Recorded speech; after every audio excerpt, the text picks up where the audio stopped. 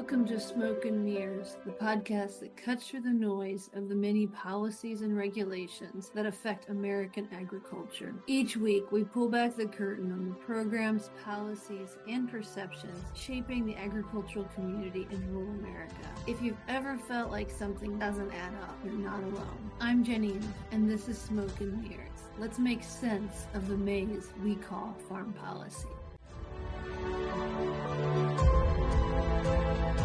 Welcome to Smoke and Mirrors, the podcast where we make sense of agricultural policy. I'm Jenny Ift. I teach agricultural policy at Kansas State University. Very excited to have two friends and colleagues here from Purdue University. Gentlemen, do you mind introducing yourself? My name's Todd Kuethe, and I'm a professor in the Department of Agricultural Economics. And Jenny and I actually started our careers together about 15 years ago at the USDA.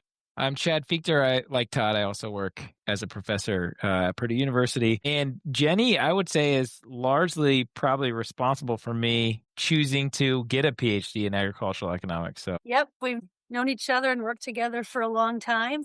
But today we're here to talk about data and forecasting and why that matters for policy or doesn't matter. So to start off, why do economists care about data in the first place? I'll start as the naive one. Right? Like I haven't done this as long as either of you two, but it seems like that was kind of as ag economists, that was sort of like what made us different than everybody else is we were collecting data in the United States on what farmers were doing more than we were doing sort of general other people in the population. So I think that's kind of what started us down this road of doing empirical analysis, trying to provide some quantitative evidence of supporting the decisions that we're making or hope to make. Yeah, I think the quick answer is that we don't really care about data, I don't think, so much as we care about issues and people and things like that, right? But we do value evidence, right, in sort of making our decisions. And is this good or bad, or what we're trying to do is happening, right? And so data is how you do that, right? So data is kind of boring, but if you think of it as just sort of like how we have evidence of things, I think that's sort of the general population. But then again, as Chad mentioned, like we're also kind of nerds and we kind of like it, but that's pretty niche. Yeah, you got the small sliver of people that get excited about data. But I think, like you said, it helps us say something that we can have a lot of confidence about issues that are of importance to us, you know, whether it's farm management, land markets, policy relevance, or policy effectiveness. So it's necessary to do the work that we do. I want to switch to policy a little bit now. So some data collection is paid for by the taxpayer or, you know, undertaken by public agencies. But I'd like to dig into a little bit more about why data and forecasts ultimately are a policy issue or relevant to policy. So you did sort of lump two things in together there that are related, but I think they're different, right? It's just data and forecasts, right? And so data I think of as sort of like evidence of things that are happening or have happened, right? And forecasts are predictions as to what we think is going to happen. And the USDA has a major enterprise in both of those things, right? So in terms of like collecting information in real time, but then also trying to give some forward guidance as to what they think things will do, right? So the classic example there is like crop production, right? So they want to try to figure out, well, what sort of production levels are going to look like in the next crop year. And they start with initially just sort of forecasts where we don't know anything yet. But here's kind of what the historic pattern would tell us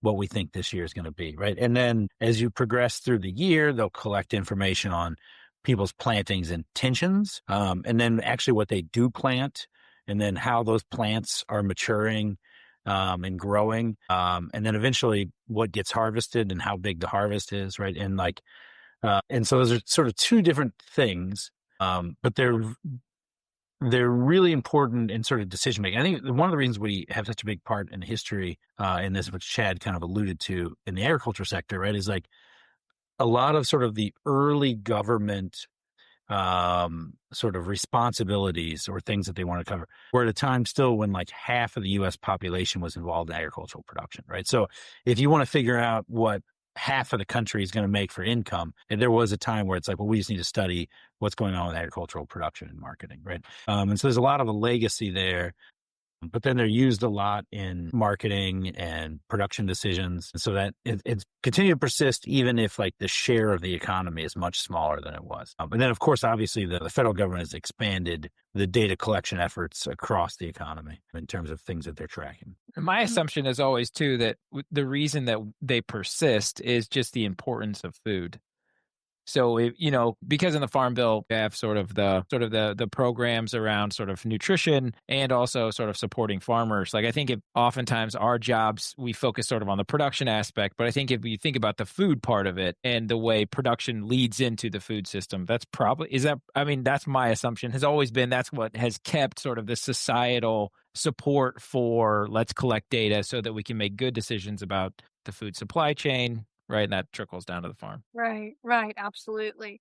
And I guess it's worth, if we talk about data broadly, the universe of that is huge. You have the census, gross domestic, national economy, macroeconomic indicators, data collection at the state and federal levels. We're agricultural economists. Our interests are primarily data related to food and agriculture. I think most of that does reside within I'm trying to think of most of the data sources within the USDA, whether it's survey-based data, administrative data, and increasingly we're starting to use market data as well. So it's a pretty big universe out there, but there is a part of it that is collected by the government. Well, I think like objectively what we're hoping by like societally is that we collect data and that helps us make better decisions, right? Or guides us to more effective policy recommendations, right? We're not just kind of wasting our time on whims of whoever,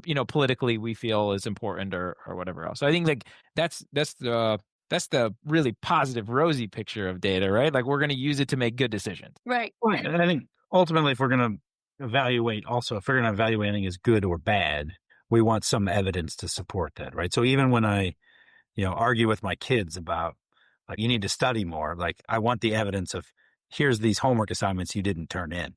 Like, do we want evidence? And so I think that's really a lot of the link of policy and data as well, right? Is that it provides some evidence. Was this good or bad for whom? Can I ask a question? Because this is just popping up. Sorry, Jenny. Yeah. This is like gonna go sideways. But I had a conversation this morning where someone challenged me and they said, "Hey, we don't need to know all the evidence. Like we trust that you're an expert and you can sort of distill the data that you're observing and you can kind of give us sort of like high level what does it mean." And so I think there's also a part where there's probably a little bit of tension around that. Is when I was a farmer, there was questions about why are we collecting all this data? Is it being used? Is it being useful for anything that affects me? And so now sort of, I'm always trying to present like, well, here's the data that I use to make this decision. Where someone challenged me this morning and they were kind of like, hey, stop hedging your bets. Stop showing us another graph. Like, just tell us what you think. So there's also like, my question to you guys is there also who's the audience of the data that we are collecting? In your opinion? I think if I'm being just totally honest, the first audience I always think of is my colleagues and my students, right? And then my next audience is anybody that could potentially use whatever I'm telling them in some decision. So when I'm thinking right now, we're collecting I run the Purdue Farmland Value and Cash Rent Survey, right? So that's going out into the field. And I know because I get phone calls and emails from all sorts of stakeholders about, I'm trying to settle this estate or I'm going through a divorce or whatever. Like they actually use that information. So for them, I worry a lot about like, is this any good if I'm going to tell them that this is what land is worth and they're part of Indiana, right? But I think in terms of like, a lot of my first thought of the data though is always like, would this pass the test for my colleagues? Would I be able to show this to both of you and convince you that I found something here or that this measure captures this thing? And then, okay, once I know that these other experts, other people that are kind of nerds about this stuff would agree, then I can think about, okay, well now it's ready to disseminate. And then I worry about how it's going to be used by other people. Yeah, there's a lot of parts to that question, Chad. In terms of data collection, I have producers telling me, yeah, we get the importance of data. We don't mind answering that call, but please don't send us the 20-page surveys anymore. And, I understand that if I got a 28-page survey, I might get a little bit overwhelmed too. So when I'm doing outreach, I definitely, if I use different data sources, public or private, I do try to say, hey, this data helps us understand that. But yeah, I think with different audiences also, it does matter. If you're talking to producers or in more an outreach setting, you can definitely overdo the graphs and the details, and they just want to get you to that, what matters for me. But I think what's underneath it, why do they trust us? Yeah. Presumably as a profession, we're being vetted, I hope. Yeah. That you publish, you go through peer review. If we're misusing data, I mean, I feel like that would be the most humiliating thing for me as an economist. That if you do something that's inaccurate amongst our peers. So there's definitely consequences for not getting it right, I think. I think, Chad, whoever it was that challenged you, they just trust you. And maybe the rest of us don't have that. So we've got to have data.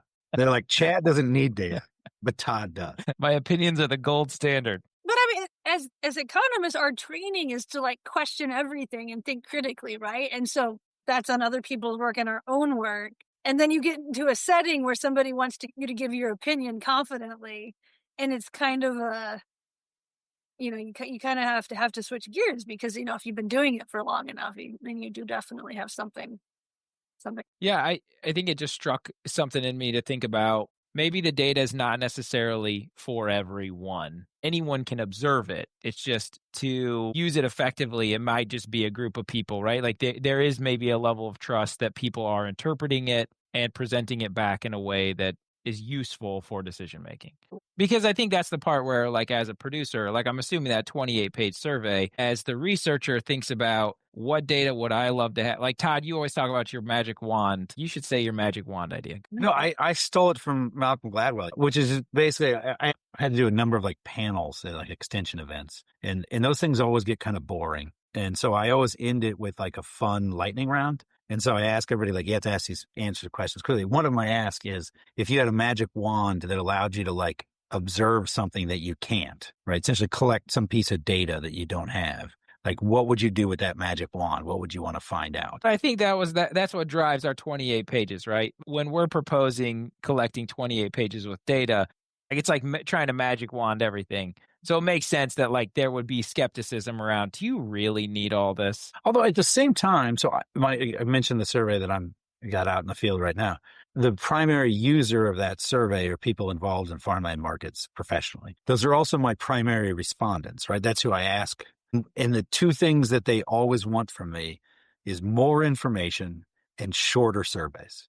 They want more questions, but shorter survey. Because everybody's like, your survey is too long. Can I propose you a question? I think, you talked about the farmland values and cash rents. And I think in Kansas, that's one of the most frequent requests that our local county-based extension educators get. I think it's one of the most popular things that we do as a whole. And there is both sort of public and private data, we use to look at farmland markets. What do you guys think about the sort of the importance of these different data sets, some of, again, which are funded by the taxpayer and some of which are private products? Yeah, I think, I'm trying not to go too far off the rails and just give a bananas answer here, but, a land market is a really weird thing in that, there's a few things that we sort of have pretty strong evidence of, right? And one of them is that a very small fraction of land actually changes hands in a given year, right? And so it's usually sort of like 1 or 2%, let's say, right? So that means that other 98% of land,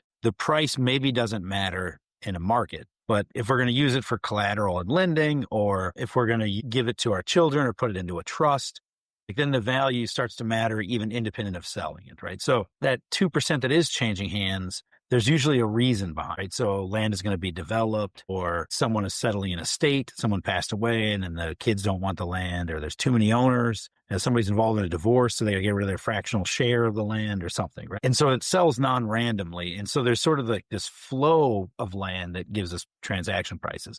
And then there's this unsold stock that is somehow related to that flow, but not directly. Sometimes those things like, private data or transaction-based data gives us one sort of indication of what that value of the stock of the asset is. And then the surveys, we hopefully get a chance to get of like that non-traded portion. But they're really sort of giving us different ways of measuring something that's hard to measure. So it's sort of like there's that kind of old adage about like dark people in a room feeling for the elephant. Somebody feels the leg and somebody feels the trunk.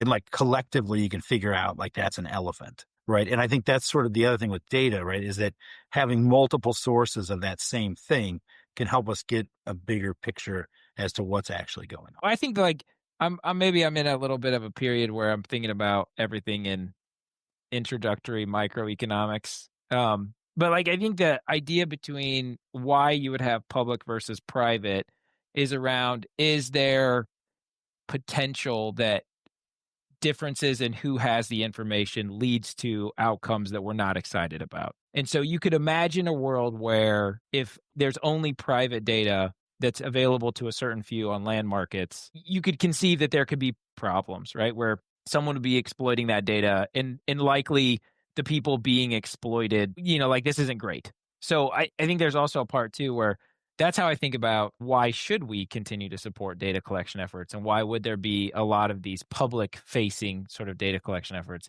is specifically around that. Like that's the high level, right? That every kid coming out of intro econ should be saying. So the technical way is if you have more information amongst more people, you have more efficient allocation of resources. Now I need to translate that. The interesting thing is that there's actually evidence now that it's no longer sort of an efficiency problem, in that we have so much data and so much information that the real value is now in processing and like sorting the signal from the noise, or what's the thing of value here, right? And I think that, a lot of the issues the USDA has, right, is that if we want to try to figure out what's sort of our national stock of corn or how many cattle are on feed, right, there's so many points of information you can get to try to say, well, what is the general pattern out of this big noisy collection of things? And some of those things will be conflicting. Some of them might be outright lies, right? Or the knock that all economists sort of give each other when you do a survey is like, well, how do you know people are telling the truth, right? So how do we know when they're telling us this is how much money they made, that that's actually what they make, right? Which is true of like all, sort of sources of information, right? There's going to be some bit that's, somebody either could be unintentional, right? Like they just don't remember. And so they put something down, right? Or they misremember, right? And so trying to get through all of this vast amount of data. So that's where we're at now, right? Which is not where the information is the limit. It's our ability to process and understand and incorporate that information into our information set in the right way. That's the hard. Yeah. We could talk about, say, WASD, supply and demand estimates for major U.S. and global commodities. A lot of excitement when the WASD comes out. That's produced by the USDA. And you think it's fair to say that's kind of a foundation for what we know about this? But there's definitely like private analysts and sort of additional private services that you could purchase to interpret that data. Yeah, and there's, interesting thing there too is that it's still unclear to me how much those private services are trying to be a counter to predict what's going to happen versus they're just trying to predict what the USDA is going to say. But there's like, the World Agricultural Supply and Demand estimates, right? That's the WASDE. There's a monthly report, comes out sort of the middle of the month every year. It's so important that they close the markets when it's released, right? Because it does affect prices. For those of us that grew up in the 80s, that's the central trading places, right? That's the major plot point, right? Somebody trying to steal this information. And so it is like the sort of market mover, the sort of gold standard of information. And it's a huge undertaking. There's a huge staff at USDA that puts it together. And if you follow the ag media or you follow ag people on social media, like there's a lot of sort of chatter about those reports when they come out, right? And people's response to thinking some numbers are too high or too low, right? But like that's sort of the standard for like, okay, well, what's happening in the ag sector right now? In fact, and it's a big part of a lot of us that work in this. In fact, today I already was on one call with a collaborator on a research project, yet again, looking at sort of how those WASD reports are, to the degree they're good or bad. Do you guys have any insight into sort of the psychology of why some people seem to get so bent out of shape, for lack of a better word, on social media about some of these prices and forecasts that come out? Well, so years ago, trying to think of when this was exactly. It might have been like 2017 or 18, somewhere in there. I remember reading on some of the ag media that there was a crop tour that there's USDA employees on with a bunch of farmers, and the USDA actually pulled their employees because they were getting threats from the farmers. They were so upset. And I think a big part of it is the markets use that as a big piece of information. If the USDA comes out and says like, we're not going to have any corn next year, everything's going to be destroyed, like suddenly the corn that exists is way more valuable. So prices will go up quite a bit. Right? And then the inverse is true, right? So what was upsetting people at the time is that the USDA was saying that like it was going to be a big production year. And a lot of farmers that were in poor production places were like, you're just driving this price down farther, and I'm already going to have less grain to sell. And they were like, you're killing us here or whatever, right? Like you're not looking at these fields that we're in. And so, yeah, I think people get so upset because they have real financial implications for a lot of the ag sector, not just farmers, but traders, anybody sort of in grain handling or making stuff out of grain. I think about grain a lot, but given that you're in Kansas, we probably talk about livestock. Same thing with livestock, right? People care about that a lot. Like that's one of the things we make out of grain, right? Well, one of the thoughts I have that like might be too abstract, but you can help rein me back in, is this idea that we interpret the WASDE in the levels that are reported. And so when we're thinking about how do we provide statistical analysis, what we're normally interested in is relative differences between measures. So if a measure is collected in the same way over and over again, what we're interested in is those differences between those measures as opposed to sort of the exact level that's being reported. I think that's also one of the parts that's hard with WASDE is that you come out with sort of headline numbers. There's X amount of carry out. This is what is projected from the safrinha crop. Like you just have these numbers that happen and it's like, oh, no way that possibly can be true. Whereas, like as we're thinking about our jobs, what we're interested in is, what was the difference between last month and this month? I don't know. I think there's also a part where it's just hard. It's hard because I think what you said, Todd, when it impacts your financial well-being, those levels, can kind of almost become a headline in themselves, as opposed to, all right, so what information did we gain? What did sort of like an increase in sort of export values? What does that actually mean for the market, as opposed to just focusing on the headline? It's worth to touch on, I think, the WASDE process, right? Which is there's a bunch of analysts and experts in crop prices and production and weather, in livestock and all those things, right? And they're all sort of analyzing their own sort of thing independently, and then they get together as a committee and hash out and discuss the report and produce the report, right? So I think the other reason we see so much like chatter when the WASDE comes out is like, here in Indiana, they're going to look at the corn and soybean numbers, and that's what they really care about. And then people in other parts of the country will care about other parts of that report. But sort of like they're trying to do a lot of things. Like it's trying to be the world agricultural supply and demand estimates, right? Like it's trying to be everything. And so there's always this sort of case where like people get really upset when they're, sort of experts in an area, they're working in an area, right? So like if you're growing corn and soybeans in Indiana, like you're an expert in that part of it, right? But there are these like interlinkages with the committee has to hash out like, across different commodities, across different patterns that they see in terms of production and pricing. And so it might not be true where you are, but it is maybe true in aggregate. And I think that's also that's a nice way to get people really angry, right? Is to have it be true about everybody else. And so you say it's true, but it's not true for you. Like if I throw up a county map at extension event, somebody will tell me why they're different than their county average, which is true. Mm-hmm. Then we have a discussion. Okay, this is an average, but that can happen on a very small level and on a very big level for sure. But that's like a tension that's like we have to face, because we can't get into the nuance, right? Like this is one of the hardest things for me of going back to grad school was when you're thinking in this mentality of like everyone has these nuanced experiences and they're living. I think this was president of the Atlanta Fed said everyone lives their own individual economy. That's true, right? But like modeling everybody's individual economy doesn't work. We have to sort of bring the numbers up and say, on average, this is what this looks like. So I think that's the hard part, is that we occupy a world where that data has to be practically aggregated, but we're trying to communicate with people who are living their own nuanced experience. So for a number of years here, Purdue ran the undergrad research program for our department, right? And so they have a lot of students that, particularly like students that come from a farm background, right? And they would have some sort of research question based on a problem that they're observing on their farm. And one of the central conflicts we often had was like, well, as an economist, we're trying to think about all the farms and the whole system. And so like, because somebody was like, oh, I want to do a research project on like, what's the optimal size of a farm? And I'm like, maybe for your farm, we can figure out the optimal, but like, it's not like there's going to be a uniform optimal that every farm should be. Right. And so that sort of difference between like, yeah, that sort of individual experience and the kind of the collective, right? And again, I think that's where data kind of comes into value, right? Because we can get really good sort of snapshots of like a caricature of like an individual experience or an individual sort of practice in the market.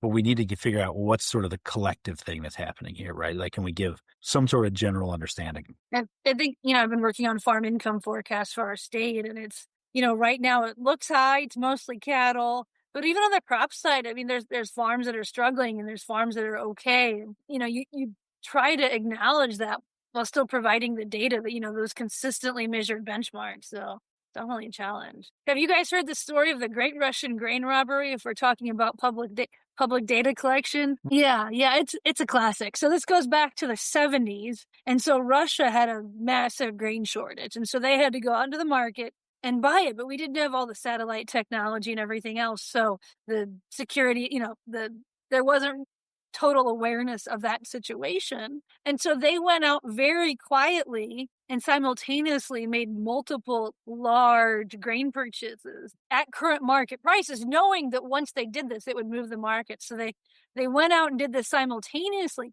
And they even got some like export subsidies or export guarantees from the US government for these purchases. So you talk about taxpayer dollars.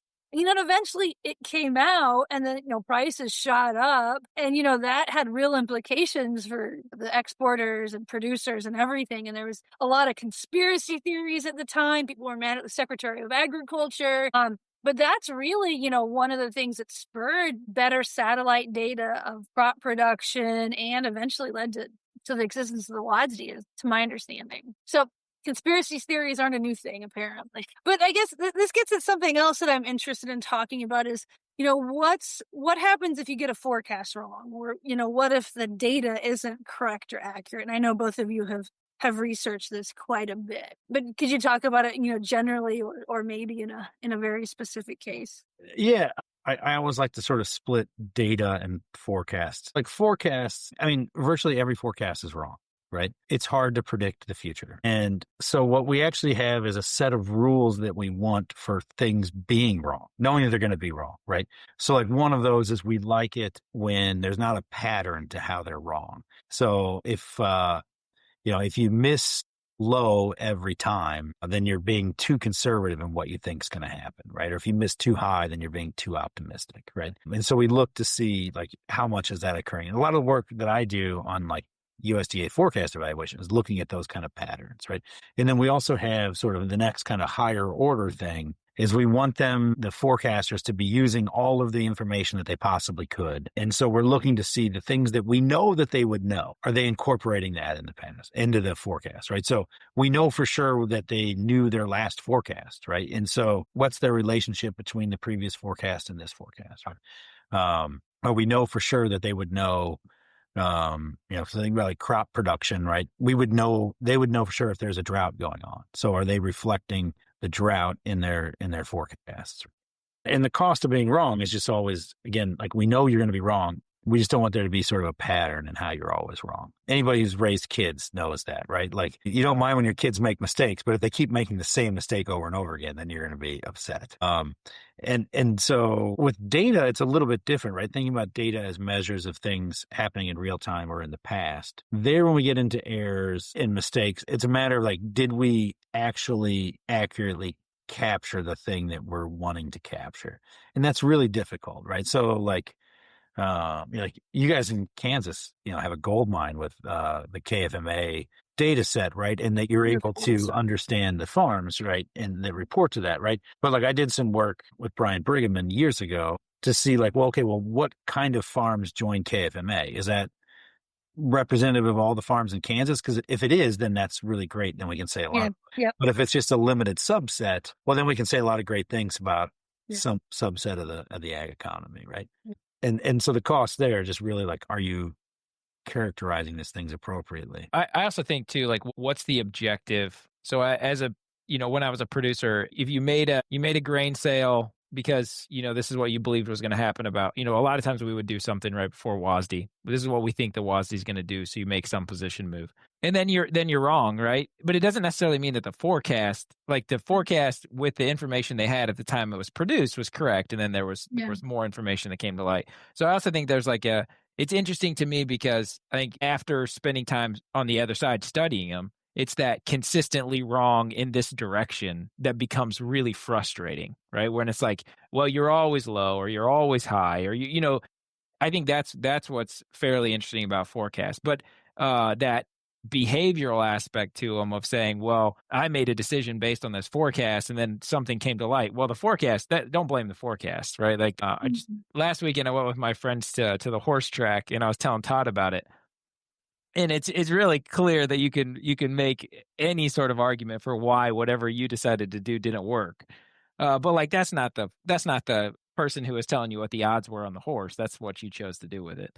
Right. So I don't know. I think that understanding the randomness that still exists. The reason that there's randomness is the reason we have forecasts. And because we have randomness, it means that those forecasts will not be correct. So what information does the forecast present? Does it give us some direction about where we're going? Should we be thinking up or should we be thinking down? I don't know if we should judge forecasts any harder than that. Well, yeah, I actually, when I was still at the USDA, I was doing a talk about cash rental rates. And some farmers said, well, USDA for my county, every year, they're always wrong by 15% or whatever it was. I was like, well, if it's always wrong by the same amount, then what's the problem here? Just adjust by that 15%, right? Yep. Well, there's no one has below average yields or below average income that I've ever met. I think the same exists for data. Yeah. I'll give you an example. Is that an agronomist told me one time that the values in your soil test don't really matter. It's the difference between soil tests that happen across time. So sort of is there a difference in the way they're changing? He's like, that's what you should focus on. Don't get hung up on the magnitudes. Really think about sort of what's the change over time. And so I think that changed my perspective on data is what exactly are we measuring is, instead of focusing sort of on that number, right? Is there some other relative point that we can associate this number with that gives us some information about what we're trying to make a decision on? So I think in data, everybody loves, I kind of feel bad for those who produce the WASD because we have parsed through all of their decisions, right? But good for them that they got out there, they stuck a number out, right? I think it's useful information. We just have to choose to interpret what does the information they've provided in this data tell us about what we want? Because it would be easy, right? It's easy to kind of make a caricature out of people who create forecasts and data. And I've done this, I've done the same. So if I could give a basic example to kind of try to sum this up, is if you're making a yield forecast, early in the year, you're going to use average yields. You don't know, is it going to rain a lot or a little bit? And so, that's randomness. But like you said, if you're always under, people could make investments or not make investments that would have real consequences. Is that a good way to think about it? Yeah, I would think so. If it's clearly biased, that would mean that the information that you're providing is pointing to a direction that's incorrect. And I mean, I know you guys have done some research projects on forecast evaluation and also looking at different data sources. Todd, I know I have to separate those two. Do you want to talk about any of the research you've done, especially that might have direct application for producers or lenders or others? Yeah, so I teach a class on research methods, right? And the students several years ago, I ran out of material. And so I asked the students well, we could either just quit here and call it, the end of the semester, or I could do more, but you got to tell me what to do. For any students who are evaluating coming to Purdue, it was 2 days left in the semester. So Todd's not cutting out. Yeah. Thank you for saving the brand. No, come to K-State. Yeah, exactly. But I had a couple days These guys. left, and I said we could either just call it here, or I could do something with the time. And somebody said, well, can you tell us about the history of a research project that you did? And so I made a whole history about sort of how I got into doing any work on forecast evaluation. And it all came because I had to give an extension talk about farm income in the next year. And I wanted to talk about the USDA farm income forecast. And then I was like, well, I should probably tell people, is this a good forecast or not? And so I looked to see if anybody had a report about that, and there wasn't. And so I was like, well, shoot, that's a that's something we should know. So I spent quite a bit of time like pulling together all the old forecasts and look through those patterns and stuff that I sort of mentioned before about, like, are they biased? Do they underpredict, overpredict? Are they using information? How's it getting updated and stuff, right? And generally and then that has sort of spilled into, I've done a bunch of different forecast evaluation on all kinds of USDA forecasts. So I started in farm income, but I've done stuff on WASD production, in yield data. I've done stuff on baseline, the long-term 10-year projections. What we almost always find is sometimes there'll be bias, like they'll underpredict or overpredict things. And that's usually at some point in the forecasting cycle. So early on, maybe they're a little too conservative, right? But almost all forecasts fail what we call efficiency, meaning that they're not updating their information sets as we would want to, right? So like the next stage of my career was sort of looking at this efficiency and where does this come from? And there's other people working on this area as well, right? So, what we tend to find is that people are either having trouble disentangling that signal from the noise. So maybe these WASD forecasters are just getting tons of information and it's so much to sort through, and you only have a month to process it and put out that next report.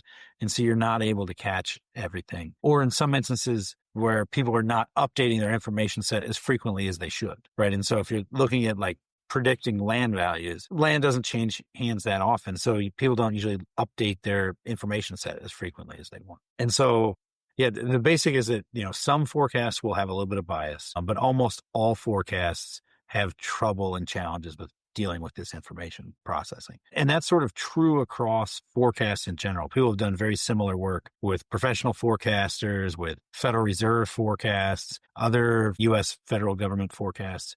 And they almost always have this challenge of like, how do we deal with information? I'm going to add a new term, and I'm going to add expectations, because I think primarily what I'm interested in is, or not totally, but like I'm very interested in this idea that when we face uncertainty, we form some expectation or forecast about what we think will happen in the future. And so most of my research has been around expectations, largely driven off of the fact that like farmers face an immense amount of uncertainty. And so you have to have expectations about what you think is going to happen to inform what decisions you're going to make. And I think that, well, in fact, Chad, you have research that shows how farmers' expectations respond to forecasts. That is exactly correct, Todd. That's layer on a layer of. Yeah, this is like Inception. We're just going deeper and deeper. Yeah. So I think like that, it's interesting to me because you can apply a lot of the same logic to expectations that you would to forecasts. And it's probably the reason why I think about forecasts in the way of like they're always wrong, because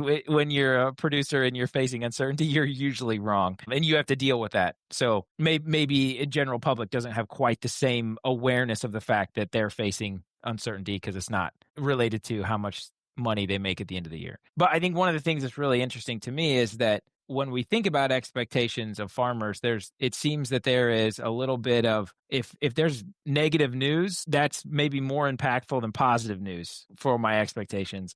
And the impact for the short term versus the long term is different, right? So, I might sort of overreact in the short term, but as a producer, you're kind of long term focused.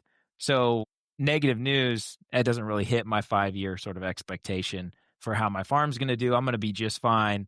Or I think I've not shown this, but it's something I'm very interested in. Maybe it's why we don't substitute between crops, is because we're kind of taking averages over years as opposed to sort of going to the one that we think is most profitable this year, right? Having sort of these longer terms. So not to add a new term, this maybe in that description, it'll be data, forecasts, and expectations, but I just wanted to plug that. So I think my suspicion is that it's going to be much easier for the next generation to understand expectations. I don't know Kansas state law, but in interacting with Purdue students, a shocking percentage as a hobby are involved with online betting on sports, which is all about information and expectations, right? In fact, I just did a study abroad trip with a group of students, and it was when the Pacers were playing in the playoffs, right? And so I had students that were like talking about like different bets that you could trigger at different times based on stuff going on in the game. And it was all like, I was like, just like the complex expectations process and information shocks. We kind of can maybe circle back. We're talking about agricultural policy. Why does it matter? Data collection, public data collection. public forecasts are a part of our agricultural policy. Should people care? Or I guess you could think through a thought exercise. What happens if we get rid of the WASDE tomorrow? Or what happens if USDA stops putting out its annual farmland value estimates? So I unfortunately have thought about that a lot in the last year, right? With all of these like deferred resignations and potentially closing branch offices and these sort of things, right? My first selfish impulse was like, how is this going to affect data and information gathering?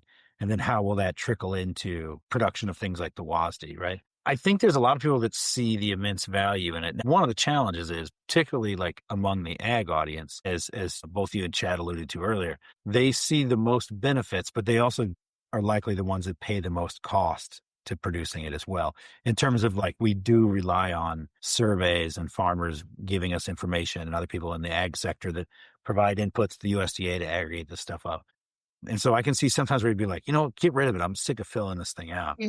But I think if, there was an interesting case several years ago now, where the government shutdown did occur during a WASDE release. And so there was not a WASDE release during the government shutdown. And the ag markets behaved differently as a result, right? Like they were missing that piece of information. And so it is incredibly valuable. But I think most people in our sector at least understand and see the value in it.